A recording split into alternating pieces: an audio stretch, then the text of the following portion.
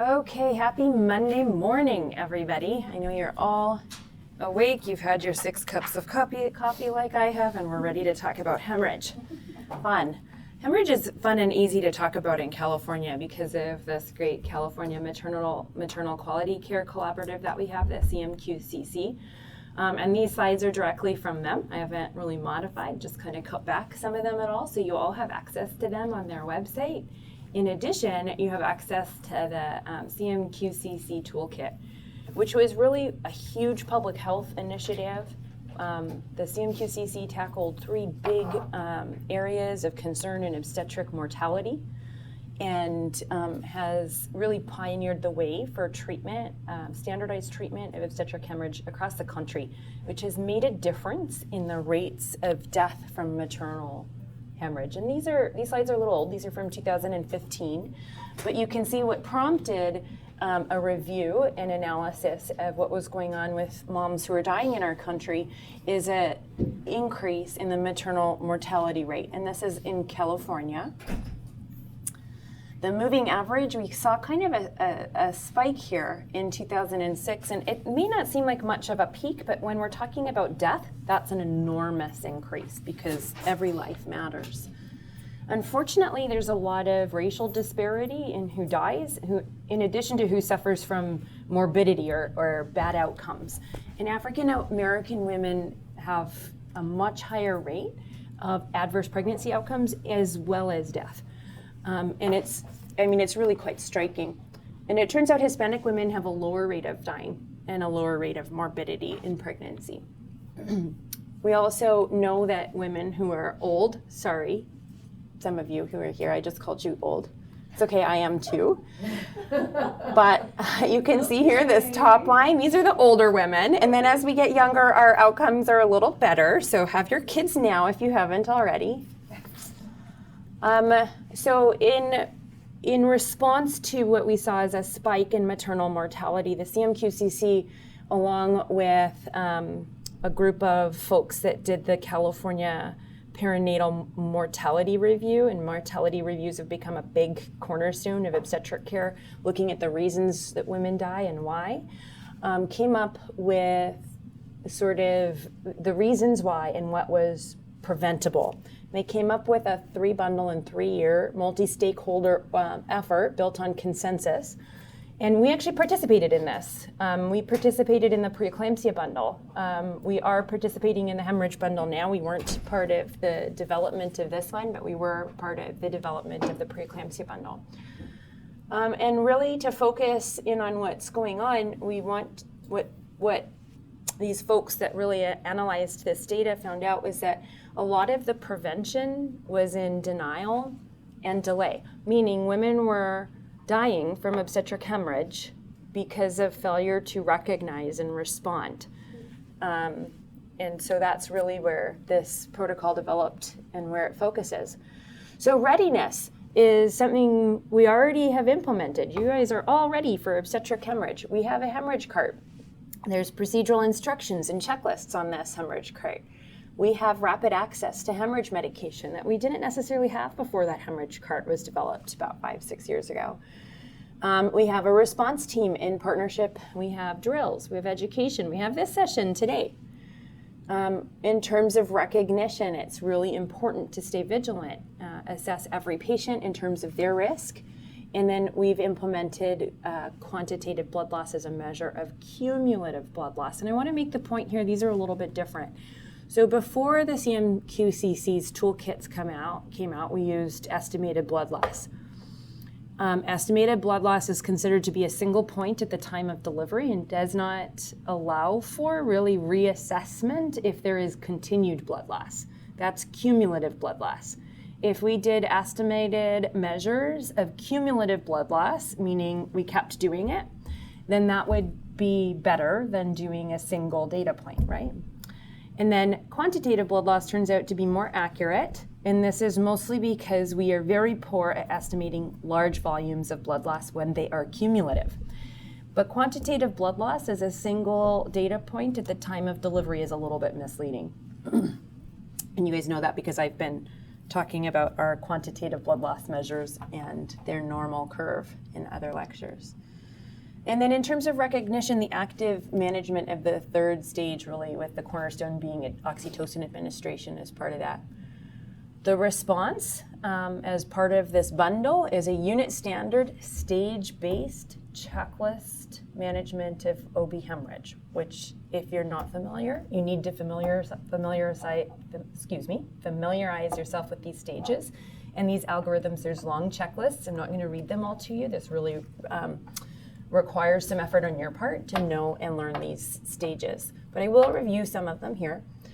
And then reporting and establishing a culture where we look at what we did well, what we could do better. We debrief our hemorrhages, right? We made that a requirement because this is best practices.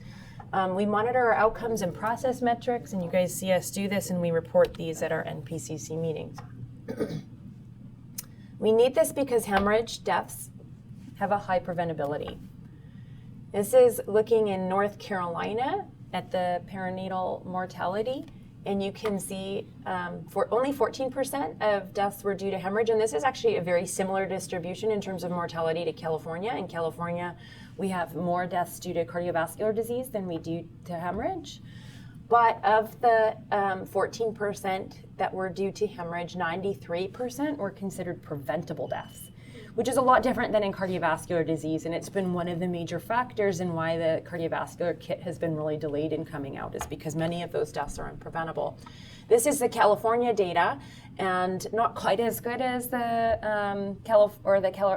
Carolina data in terms of preventable deaths, but we're still seeing obstetric hemorrhage as one of those areas of, and I would say not just mortality, of preventable morbidity. And blood transfusions are considered a morbidity. They're an adverse outcome, they're very costly and have a lot of side effects. So we have a really good opportunity here to improve our performance. So just to pique your interest, here's a case. This is a real world case from the California Perinatal Mortality Review. 24-year-old G2P1 at 38 weeks was induced because she was tired of being pregnant. Now this couldn't happen today, right? Because we have so many stop measures, no more 38-week inductions, but this, in my residency training, we did this all the time before we learned. And after 8 hours of an active phase and 2 hours in her second stage, she had a vaginal birth of an 8-pound, 6-ounce infant, so a low-risk patient. After placental delivery, she had an episode of atony that firmed with massage, and then a second episode that responded to Methergin, and the physician went home. It's 1 o'clock in the morning, of course, because at 3 o'clock in the morning, everything goes south. The nurses call the physician 30 minutes later, reporting more bleeding, and Methergin's ordered. 60 minutes after the call, the physician now is in-house again, and a DNC is performed with minimal tissue, and more Methergin is given. 45 minutes later, she's still bleeding, and another DNC was performed, and still there's little tissue, and the blood loss is now 2 liters. She was not transfused. They couldn't find proper tubing for the transfusion. Anesthesia was delayed. There was a second IV started. This is after 2 liters of blood loss. And vital signs are now abnormal. She got more Methergin. That's 5 doses of Methergin, and then was taken for a third DNC. At this point, she had received 2 units of packed red cells, but after completion of the third DNC, she went into cardiac arrest from hypovolemia and hypoxemia. She was taken to the ICU and died. So, problems here, you guys, with this case? Lots.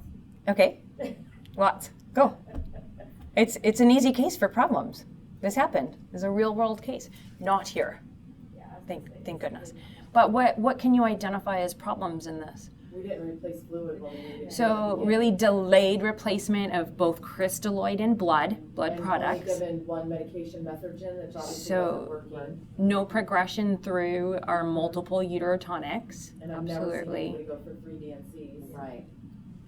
Very strange. Very strange. Okay, good. So another case here, G3P1 post-dates induction with Cervidil and oxytocin, and she undergoes a vacuum-assisted birth with an immediate hemorrhage.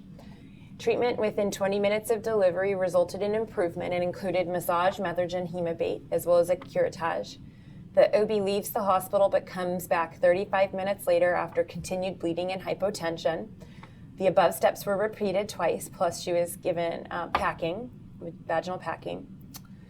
Unfortunately here, she did not receive blood as well as escalation of her therapy, and she coded. The first unit of packed red cells was given 2.5 hours after the hemorrhage start, after she was in multi-organ failure, anoxic brain injury, and death. So the point here is what you guys just noted, right? The problem in the other case was we didn't cycle through our uterotonics. You can do everything right, cycle through everything, right? But if you don't resuscitate appropriately, you can still lose the patient. You need to provide aggressive resuscitation with crystalloid and blood appropriately, or you're here and you can't get back. So how much is too much? So this is still kind of controversial, and I've spoken to Dr. LeGroux, who actually, one of the photos in this slide set's from him, and it's there. Defining this, and you guys know I've really tried hard to define hemorrhage here based on our QBL parameters. It's different. It's different for every woman. And so if somebody comes in with, for example, a starting hemoglobin of 8.5, the amount of blood loss she can tolerate at the time of delivery is different from the woman who comes in with hemoglobin of 12, who's been taking her prenatal vitamins and who has her iron stores. A woman who's morbidly obese and has exercise decompensation compared to a lean woman, they can have the same hemoglobin, but she can't tolerate as much blood volume drop because her cardiac muscle's already strained, pumping that volume of blood through her body. She can't tolerate the same amount of blood loss as the lean woman. And so you really can't define a line for hemorrhage as to when a woman is in trouble. What we can define are average blood losses. And the average blood loss for vaginal birth is around 500 mLs, and that's done by studies that look at radio-labeled tagged red cells. You can actually really count how much, but that's just an average, and the amount of range around average is really quite wide. It turns out with QBL, it's even wider, the range of normal. 750 for a C-section is average. And for most people, because of our physiologic changes in pregnancy, this is very well tolerated. At the time of birth, we actually have 500 mLs of blood that comes from the uterine muscle into our vasculature. That can actually be a strain on our heart, but it's actually also protective, right? We get an autotransfusion, that's called. We have increased clotting factors pumped out so that we don't hemorrhage. Sometimes that goes south, but that's okay. Anyways, these parameters, these averages are perfectly good to know, but you can't turn off your thinking caps in terms of understanding your patient, her individualized risk factors, and then watching her. And you'll see as we go through the stages of hemorrhage, there's vital signs in there. They're super important because how one woman responds is not the same as another to the degree of blood loss she has at birth. It's also important to know, even though we stratify based on risk, right? And everybody has a hemorrhage cart ready if she's had 5 previous births. By the way, it's 3 previous births that's the risk, not 5. It's very interesting. But 1/3 of women with over a liter blood loss at the time of birth have no risk factors. And what this means is you have to stay vigilant in every birth for obstetric hemorrhage. Cool facts about maternal physiology: our blood volume increases. This also protects us against hemorrhage. It increases by about 6 liters. Our total volume non-pregnant's 8, almost doubles. So very interesting. The amount of weight in the uterus pre-pregnancy, the uterus is between 40 and 70 grams, and in the 3rd trimester, holy cow, 1.2 kilograms. The uterine cavity capacity, 10 mLs, teeny tiny little cavity pre-pregnancy, gets up to 5 liter volume in the 3rd trimester. And then really important, non-pregnant, 2% of our cardiac output, 2% of our blood is cycled to our uterus. It actually should be less than 2%. In the 3rd trimester, almost 20% of our blood volume is cycling through our uterus at a rate of 600 to 800 milliliters per minute, which means if you have a laceration or a blood vessel that's dilated with this much cardiac output going to it's not just uterus, it's actually vaginal too, the whole pelvic organ infrastructure, you're gonna bleed really quick. This is not for pregnancy, but this is in a trauma assessment. So if somebody came into the ER non-pregnant and is bleeding, this is what we see in terms of our cutoffs for blood loss and what we can tolerate when we're not pregnant. At a blood loss volume of 1 liter, we have a 15% deficit and we have orthostatic tachycardia. So we routinely lose up to a liter of blood with delivery, and we don't see this, so we're really well compensated. At 1.5 liters, we get orthostatic hypotension. At 2.5, we get oligurian resting hypotension. And over 2.5 liters, we're obtunded and go into cardiovascular collapse. So we're lucky in pregnancy because of this increased blood volume, we can shift this blood loss a little to the higher end. But what's unlucky for us is that once we get to this point, it's fast. So our progression through here, you can see about 500 mLs of blood loss.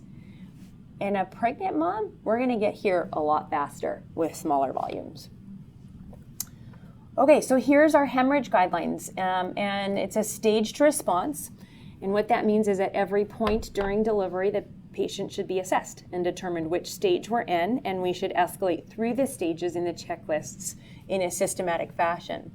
And as we lose blood and cumulatively lose blood, we should move from our pre-admission through our up to stage 3s. This would be a critical hemorrhage. Pre-admission, all patients get assessed risks, and stage 0, every patient gets stage 0. It's routine measures. Stage 1 is when we start to have a little more than usual blood loss. Stage 2 is for significant, and stage 3 is for severe. And again, I can't take you through everything in this checklist. It's just not in the interest of time, and you guys would fall asleep. But it is really important to study and know these hemorrhage checklists, not just for your test, although these you will be tested on in the Relias/Gnosis training. This is important because every day you could be facing this. And if it's hard for you to remember, or if you're new, these come in pocket cards. They are also on every hemorrhage cart. So take them and use them. These are your tools to know what to think about. And they are customized for every hospital, but these are really, really appropriate checklists for everybody. So we haven't really tweaked these very much other than to sort of redefine where we draw lines for debriefing. So the nuts and bolts of stage 0 is be prepared. Risk assessment on admission. Now we have this built into our EHR in our admission order set, so it should be in every H&P. And then on everybody, we should be performing active management of the 3rd stage of labor, which I'll define in a moment.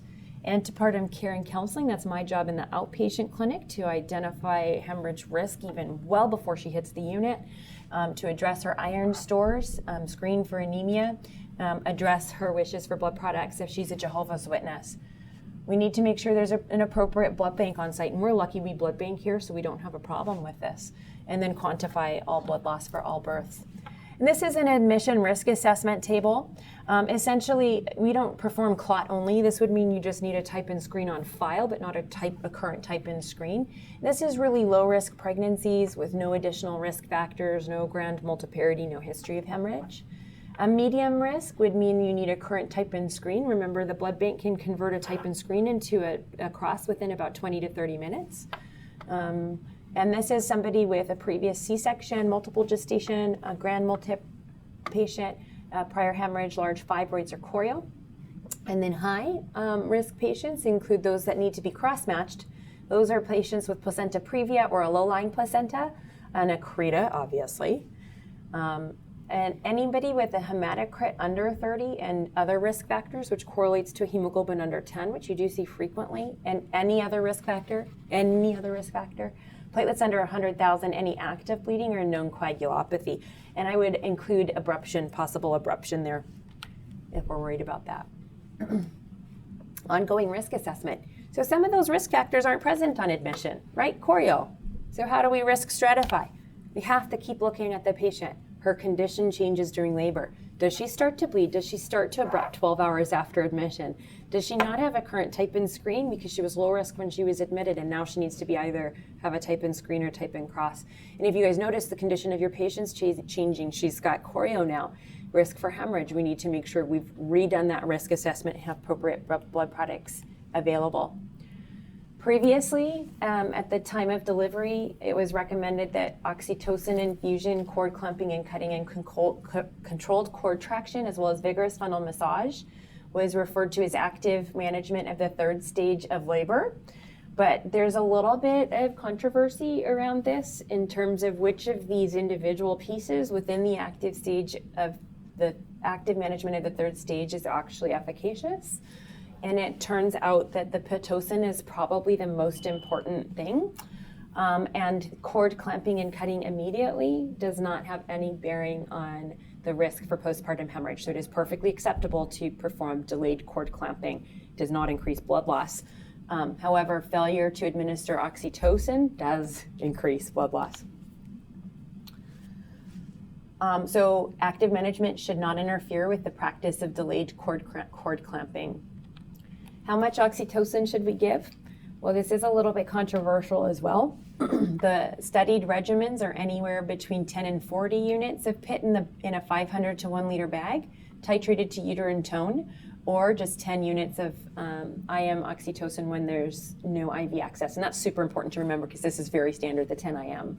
But the amount of oxytocin to give and the length that we should give it is very controversial, and I don't have strong recommendations, but I also don't have any objection to any attending wanting to give prolonged oxytocin following a delivery, especially if she's bleeding or has an abruption, has high-risk feature. That might be perfectly acceptable, but to tell you what's recommended is unfortunately at this point not possible. For treatment, a little different. If she's hemorrhaging now, we're not prophylaxing. So if she's hemorrhaging, now we're going to treat, and this is very clear that we need to give a rapid infusion of IV oxytocin at a rate of anywhere between 10 and 40 units in 500 to 1 liter at more than half a liter per hour and titrated to response. And at this point, you need to treat until the hemorrhage is concluded. So this does prolong the length of time that oxytocin should infuse, and the length of time is really not well described. It's at our discretion, so however it's ordered. In addition, we need to escalate to our other uterotonics, Methergin, Misoprostol, or Hemabate, if we're not seeing a response to Pitocin. So stage 1, this means that we're bleeding in excess of what we expect on average, or, and I think this is really, really important, you guys, or we have a vital signs change. I don't care if she just lost 100 mLs of blood. If she's got a pulse over 110, is hypotensive, or is destatting and is still bleeding, you have to activate that hemorrhage protocol. And this is really, like I said, depending on her condition, how able she is to perfuse, what her underlying risk factors are. Maybe she's had diabetes for 20 years. She doesn't have great vessels. She's gonna underperfuse really quick. She can have a heart attack, even in stage 1, in terms of cumulative blood loss. So you want to find a cause, and then you want to get help. And as an RN, you really need to stay bedside the primary nurse and call for help. And then that charge nurse, if we do need another RN in the room, you need to call for help. Oftentimes it's really useful to just have that person on deck standing by in case this doesn't get worse. And I see you guys do this very effectively and routinely, work together. You need to make sure you have appropriate IV access, at least with a single 16 gauge, if not 2 16 gauge lines, and I'll show you why in a moment. You need to think about putting a Foley catheter in depending on her response, and you need to get her crossed. That's super important because remember I just showed you cases where we didn't get blood in time. We need to have quantitative blood loss and then cumulative measurements. You all have access to an OB hemorrhage cart. You need to know what's in it, and you need to know where things are in case of progression through these stages. In the operating room, things work a little bit differently than on the floor. I'm not going to get into this too much because I think you guys do a little less operating room hemorrhage management, but we're going to move forward to surgical measures a little quicker in the operating room, such as B-Lynch suture placement. B-Lynch sutures, I think I have a picture maybe in a moment, I'll show you, as well as to placement of Ebb or Foley balloons or Cook balloons. We can do these in a vaginal birth as well. So there's a lot that goes into stage 2, right? So this is where we're still bleeding. We need to mobilize our team. We need to get anesthesia involved. We need to get the blood bank involved. We need to check and make sure trauma doesn't have a trauma running with a massive hemorrhage. What's that going to do to our patient if she progresses to needing massive transfusion? And we need to think about what's going on. Why is she still bleeding? Why isn't she responding to uterotonics? Do we need to perform a procedure? Does she have retained products? Do I need to put that Bakri balloon in now? But hopefully guys, we're getting stuff here and not really progressing, right? Because this is a lot. So if you're worried about remembering this, don't get here. Don't get here by actively managing stage 0, stage 1. Know this too, because you're not going to always be successful. But this starts to get scary. This is when we really want to think about moving to an operating room or an ICU. Here's the importance of an IV line and the second IV line. Look at the gauge of line and the amount that we can administer in terms of volume replacement just by gravity and then by rapid infusion. So if we don't have these lines, if you guys have you guys ever placed a 20 gauge here? We have them on the floor, throw them away. They're never enough, right? I mean, really look at this is not very much fluid per minute. And we're trying to, remember, 600 to 800 milliliters per minute is the volume of blood flowing through that uterus that we can lose. So where do we even get close? It's through 14 gauge. So if you really have significant risk, put in that huge, I'm sorry, I know the patients hate it, use your Emla cream or whatever. Better they don't have veins. I know. Make some veins, tunnel, I'm just kidding. I know, I get it, but you really do need those large bore IVs in hemorrhage.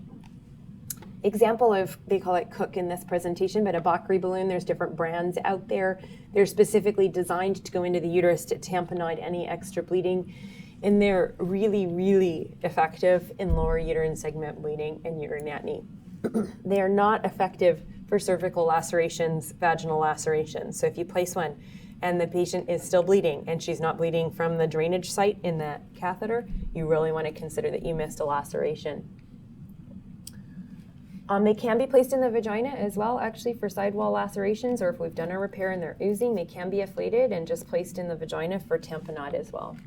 I haven't done that before. I haven't needed to, but they can be really tricky to set up, so it's really important that you know how to use your Bakri balloon, how to fill them. They're really easy to use. And then this is an example of a B-Lynch suture. This is when we're doing something surgically, we'll actually tie that uterus into kind of a sandwich. This is what it looks like. So it's essentially acting, like massage. So you squeeze down on that uterus. And I do these a lot in the OR, a lot because I like to train our residents to do them, and also because they're super effective, especially in combination. You can use them in combination with Bakris, but they're really in combination with uterotonics usually enough. Once we progress to stage 3 and we're still bleeding, this is where we absolutely have to, if not already, be activating our massive transfusion protocol. And this means that we should be transfusing red cells in a 1-to-1 ratio with fresh frozen plasma as well as platelets. So fresh frozen plasma and platelets come in apheresis packs. Well, platelets come in apheresis packs and FFP comes in a large pack. So there's 4 units per large pack compared to 1 unit of packed red cells. So when we say 1-to-1 ratio, what that really means is after 2 packets of packed red cells, you need to start to thaw your FFP because it's frozen, because you should be getting your coagulation factors in there. FFP contains the stuff that helps you form those blood clots that stop the bleeding. And then platelets need to start to be thawed because at 4 units of red cells, that's when you absolutely need to have the FFP and the platelets also running. This is results of what we've learned from trauma in the field in Iraq, so we can thank our veterans and the people who went to war for us. Whole blood carries a lot more coagulation products and really is the cornerstone of treatment for massive transfusion these days. I think I just said all of that. The other thing is to remember that hypothermia factors into how much we bleed, and if we are hypothermic, have diluted blood with too much crystalloid, and have acidemia, this is an extremely dangerous triad and leads to death. So bear huggers, and actually in vaginal birth, this is something we should consider, and we don't often, but if your temperature is dropping and you're hitting this stage 3 of the transfusion, you really need to institute immediate measures to keep that patient warm, and that would be by grabbing one of those bear huggers and putting them on the patient. So again, long checklists for stage 3 that I would encourage you guys to carry with you. In terms of quantification of blood loss, QBLs, you guys have all done these routinely. I know you know how to do them. Trust them. This is what leads to, if we don't look at them, denial and delay in large blood losses, not in small blood losses. It turns out they're not really very effective in our small blood losses. I'm not going to go over how to do QBL. You guys do these every day. Just to conclude, I'll tell you one more patient story about Melissa, and this is an actual patient who's involved with the CMQCC. She had a late postpartum hemorrhage, and she recalls asking the nurses how they could tell how much blood she was losing. The nurses never weighed the blood and dumped it from a bedpan into the portable toilet. She felt sheer panic when the bleeding started again. She saw enormous clots. She screamed. She looked at the nurse's face and just kept thinking, God, give them more time. They need more time.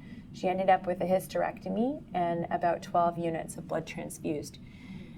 Cumulative blood loss matters. It actually, weighing that blood when you see somebody re-bleed is more important than that QBL at delivery, because that's when we get into cumulative trouble.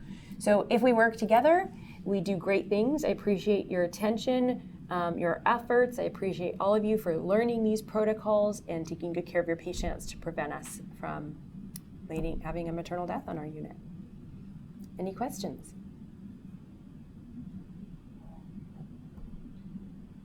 Great, you guys all know how to contact me. You can call me anytime. My cell phone number, I'll say it because I'm being recorded too, is 951-442-7424. I don't carry a pager because you can call my cell phone number.